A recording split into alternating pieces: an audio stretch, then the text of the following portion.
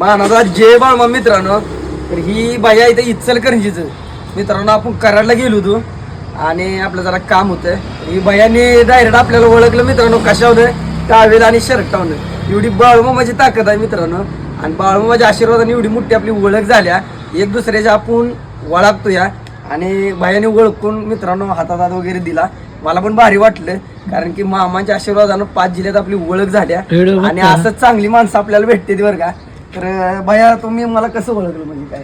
मी आता इथं चाललो होतो जाता त्या टाळीवर शर्ट वरनं ओळखलं.